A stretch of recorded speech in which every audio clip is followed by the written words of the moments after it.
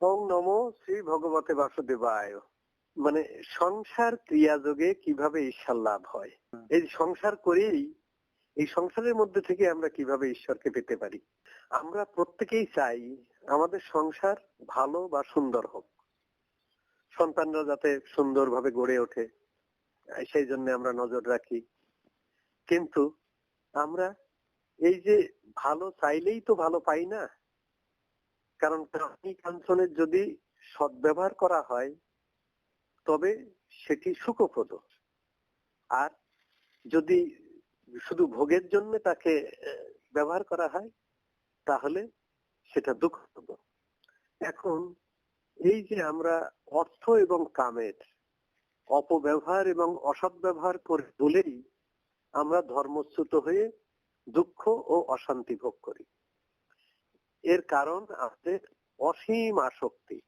আমরা যত পাই তত চাই, প্রয়োজনের অতিরিক্ত হলেই বুঝতে হবে তার সঙ্গে সঙ্গে কিন্তু অধর্ম এসে প্রবেশ করে। টাকা বা অর্থ বাড়লে বিলাস বাড়ে, বিলাস বাড়লে রোগ বাড়ে, আর তার সাথে সাথে দুশ্চিন্তা বাড়ে, সাথে সাথে অর্থের অপচয়ও বাড়ে। আবার সঞ্চিত অর্থ হারাবারও ভয় হয়। আমি সারা জীবন ধরে অর্থ সঞ্চয় করলাম, কিন্তু এই অর্থ চোরে নিয়ে যেতে পারে, সন্তানরা ওই অর্থকে নানাভাবে নষ্ট করতে পারে। এইভাবে এই অর্থও যখন বেড়ে যায় সাথে সাথে অধর্ম এই একই সাথে এসে প্রবেশ করে। এখন কিভাবে ধর্ম বজায় থাকবে তা আমরা জানি না বলেই অর্থ ও কামকে নিয়ে আমরা অধর্ম করে ফেলি। কারণ মহাভারতে বলা হয়েছে যে মানুষের জীবন হলো চতুরাশ্রমের মধ্যে সীমাবদ্ধ। একটা মানুষ জন্মগ্রহণ থেকে মৃত্যু পর্যন্ত এই 4 আশ্রমের মধ্যে বাস করবে। প্রথমেই 1 থেকে 25 বছর ব্রহ্মচর্য। এই ব্রহ্মচর্য পালন করার মূল উদ্দেশ্য হলো শুধু মানে বীর্য ধারণ নয়, জাগতিক বা সাংসারিক সমস্ত প্রকার কর্ম করার উপযুক্ত রূপে নিজেকে গঠন করে তাকে সংসার জীবনে প্রবেশ করতে হবে। সংসার জীবনে প্রথম ধাপ হলো ব্রহ্মচর্য। এখন এই জীবনে যদি আমি ঠিক মতো ব্রহ্মচর্য পালন না করি, ঠিক মতো লেখাপড়া না করি, জীবনকে গঠন না করি, বা কর্মমুখী বা সংসারমুখী পেশায় বা বৃত্তিতে অভিজ্ঞ না হই, তাহলে আমার গারস্থ আশ্রমে এসে দুঃখ পেতে হবে। কারণ গারস্থ আশ্রম অর্থাৎ 25 থেকে 50-এর মধ্যে একটা মানুষকে বিবাহ এবং সন্তান প্রতিপালন এবং সংসার প্রতিপালন সুষ্ঠু সুন্দরভাবে করতে হবে। তারপরে 50-এর পরে সে তার সাংসারিক জীবন বা গারস্থ জীবনের ইতি টেনে বানপ্রস্থে যাবে। তো এই যে 4টে সংসারে সুখ হবে, এইটা হলে আমার দেহগত সুখ হবে, এইটা হলে আমার খেতে আনন্দ হবে। আর একটা হলো বিরক্তিত কর্ম, অর্থাৎ আমি করতে চাচ্ছি না কিন্তু পারিপার্শ্বিকতার কারণে আমাকে করতে হচ্ছে। আরেকটি কর্ম হলো কর্তব্য কর্ম। আসক্তিতে কর্ম করলে ওটা কর্মযোগ হয় না, ওটা হয় কর্মভোগ। আর কর্মভোগ করলেই সাথে সাথে দুর্ভোগ বাড়বে। আর বিরক্তিতে কর্ম করলে আপনজনদের সাথে সংঘাত বাড়বে, ফলে মনের অশান্তি বাড়বে। তাই মনের আসক্তি এবং বিরক্তি এই দুটোকে ছেড়ে যদি আমি অনাসক্ত হয়ে কর্ম করতে পারি তাহলে কিন্তু সেই কর্মটা কর্মযোগ। একটু আগে বলেছিলাম যে কর্মভোগ, আরেকটি আগে বলেছিলাম কর্মের দুর্ভোগ, আর এখন হচ্ছে কর্মযোগ। কর্ম যখন করতেই হবে এবং কর্ম না করলে যখন সংসার চলবে না, তখন কর্মকে কর্তব্য কর্ম করে নাও। তুমি সংসারের কর্তা হলেও নিজ মনে কখনো কর্তা হয়েও না। তুমি নিজেকে একজন সৎ ও একনিষ্ঠ কর্মী মনে করবে, আর তুমি কর্মের অধিক ফলের আশা করবে না। ফল কম বেশি আছেই, তা যা করবে তাই পাবে। অধিক অর্থ হলেই যে অধিক সুখী হওয়া যায় এটা কিন্তু সবসময় সত্য না। সুখ লুকিয়ে আছে শান্তির মধ্যে। অশান্ত ও আসক্ত মানুষ এরা কিন্তু কখনোই সুখী হতে পারে না। এই জন্যে গীতায় বলা আছে যে অশান্তস্য কৌত সুখম, অশান্ত ব্যক্তির কখনোই সুখ হয় না। এই যে আমরা যা কিছুই করি সবকিছুর পিছনে একটা উদ্দেশ্য আছে। এখন সেই উদ্দেশ্য যদি সৎ না হয় তবে তা জীবনকে দুঃখের দিকে ঠেলে দেবে। আর শান্তি রক্ষার জন্য যদি অশান্তি করা হয় তবে সেটি কিন্তু কর্মযোগেরই অঙ্গ হবে। কিন্তু আমরা অশান্তি করি কি জন্য? শান্তির জন্য না, অশান্তি করি আমরা আসক্তি এবং অহংকারকে বজায় রাখার জন্য। আসক্তি এবং অহংকার এই দুটি জিনিস আমাদেরকে ভালোভাবে বুঝতে হবে। আসক্তিটা কি? আসক্তি হলো আমার যেমন আমার সংসারের প্রতি আসক্তি, আমার ছেলে মেয়ের প্রতি আসক্তি, আমার কর্মের প্রতি, মানে আমার যে ডিউটি আছে, অর্থাৎ আমি একজন শিক্ষক, আমার ছাত্রদের পাঠদান করা কর্তব্য, কিন্তু পাঠদানে আসক্তি আছে যদি আমি টিউশনি করতে পারি বা প্রাইভেট পড়ায় বেশি হাই করি। এই আসক্তি থাকলে কিন্তু সেখানে শান্তি থাকবে না। আর অহংকার কি? আমি করছি, এটা আমার, আমি না করলে এটা হয় না।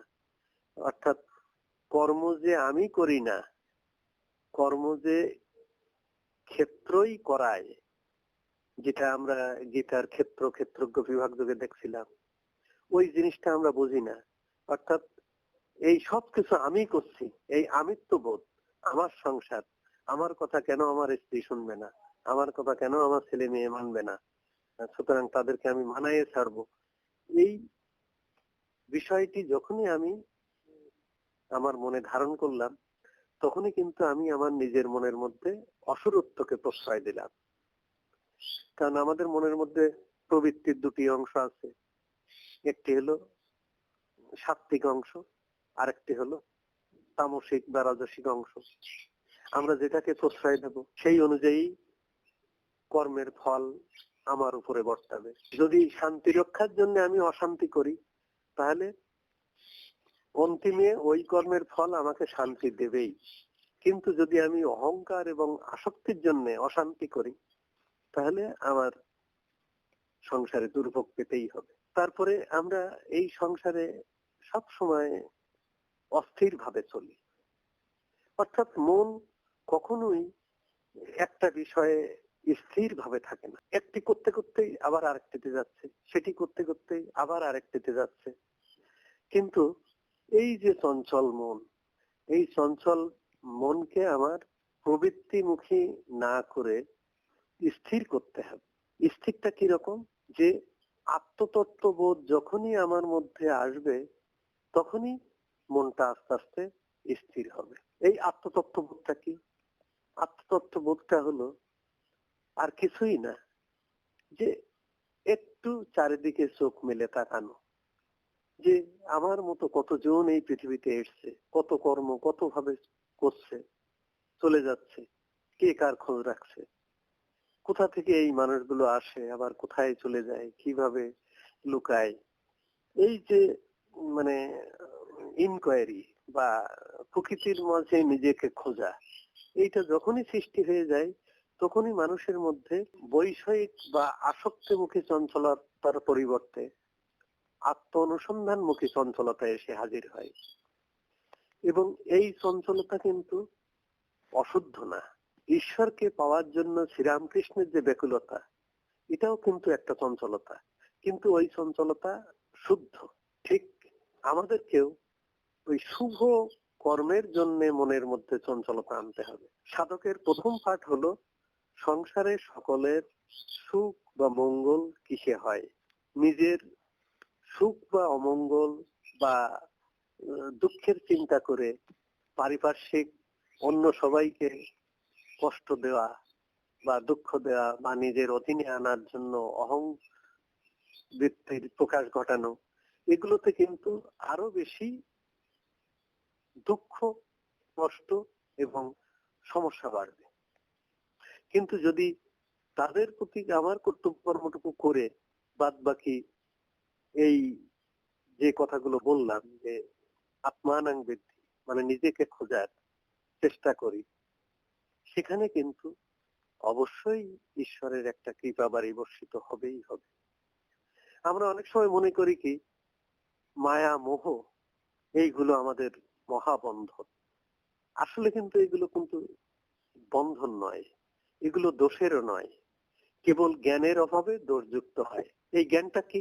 জ্ঞানটা হলো যখনই আমি বুঝবো যে সমস্ত কার্যের পিছনে ঈশ্বরের হাত আছে, ঈশ্বরের ইচ্ছা ছাড়া কোনো কিছুই হয় না বা থাকে না বা আমরা পাইও না, এর সবকিছু ব্রহ্মময় বা ঈশ্বরময়, এই ভাবটুকু রাখতে পারলেই আমাদের মনের মধ্যে যে অশান্তিগুলো আছে, যে তাই তো এটা তো তার ইচ্ছাতেই হচ্ছে, তো হোক, এই যে মেনে নেওয়ার প্রবণতা, মানে গীতায় সমত্ব বুদ্ধির কথা বলা হয়েছে, গীতার দ্বাদশ অধ্যায়ে আছে আহ সম দুঃখ সুখ সত্য সমলষ্টাশ্ম কাঞ্চন তুল্য প্রিয় অপ্রিয় তুল্য দিন নিন্দাত্ম সংস্কৃতি ইত্যাদি ইত্যাদি অনেক কিছু আছে।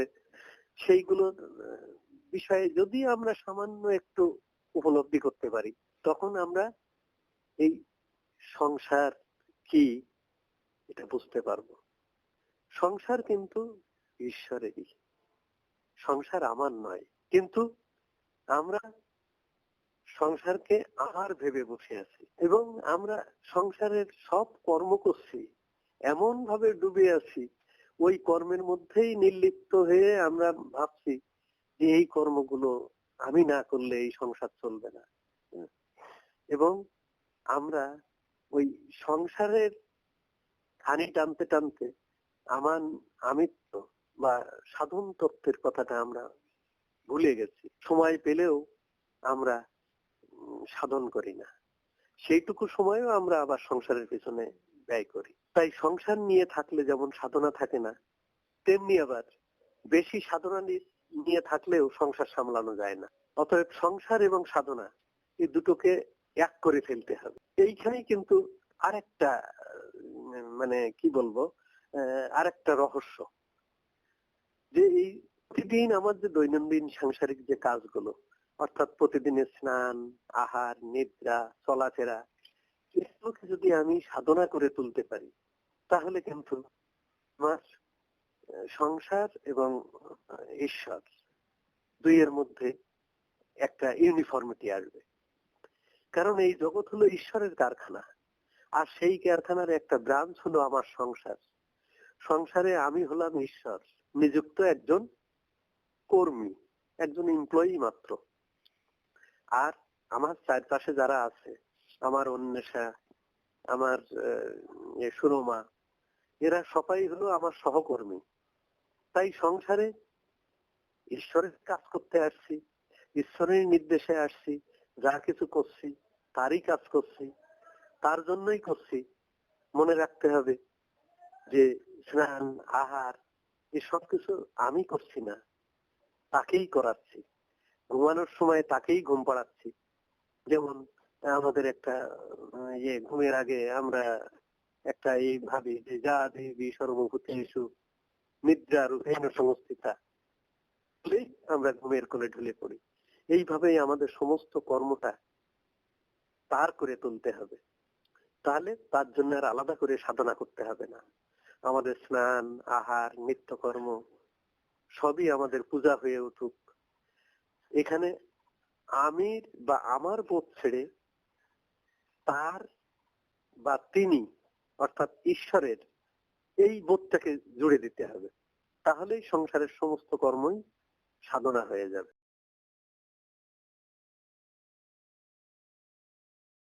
ওম হরি ওম তৎসৎ।